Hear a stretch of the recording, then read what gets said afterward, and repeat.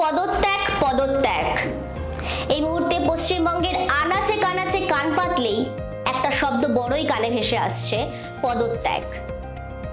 আজ 5ই সেপ্টেম্বর শিক্ষক দিবস। সকল শিক্ষক শিক্ষিকাদের জানাই স্কাই টিভি বাংলার পক্ষ থেকে অনেক শুভেচ্ছা। আজ থেকে ঠিক 47 বছর আগে আজকের দিনে এক অভিনব পদত্যাগ দেখেছিলেন গোটা দেশ। সালটা ছিল 1977। জওহরলাল নেহরু বিশ্ববিদ্যালয়ের আচার্য ছিলেন ইন্দিরা গান্ধী।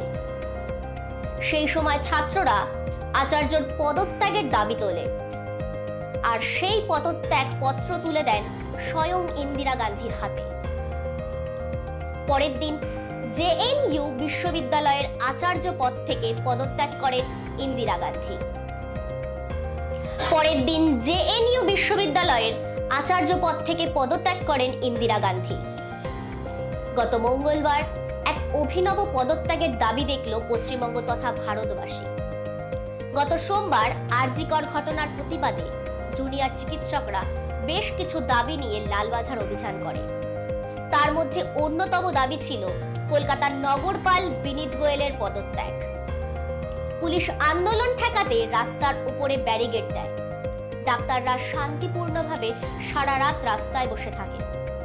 পরের দিন মঙ্গলবার প্রশাসন ডাক্তার টিমের সঙ্গে কথা বলেন।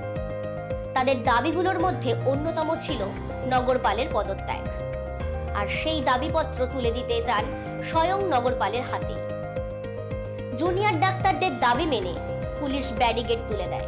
প্রতিনিধি দল লালবাজারে প্রবেশ করে। তাদের দাবিপত্র তুলে দেন স্বয়ং কলকাতার পুলিশ কমিশনারের হাতে। অবশেষে তারা জানায় লালবাজারের অভিযান আন্দোলন তারা তুলে নিচ্ছে, কিন্তু আরজি করে তাদের অবস্থান বিক্ষোভ চলবে, আর ততদিন চলবে যতদিন না প্রকৃত দোষীরা শাস্তি পাচ্ছে। সাধারণ মানুষের কাছে আমাদের একটাই বার্তা, আন্দোলন হোক শান্তিপূর্ণ। আমরাও চাই প্রকৃত দোষীরা সর্বোচ্চ শাস্তি পাক। আবারও একবার সকলকে শিক্ষক দিবসের শুভেচ্ছা জানাচ্ছি।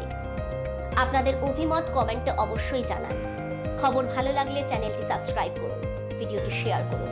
ধন্যবাদ।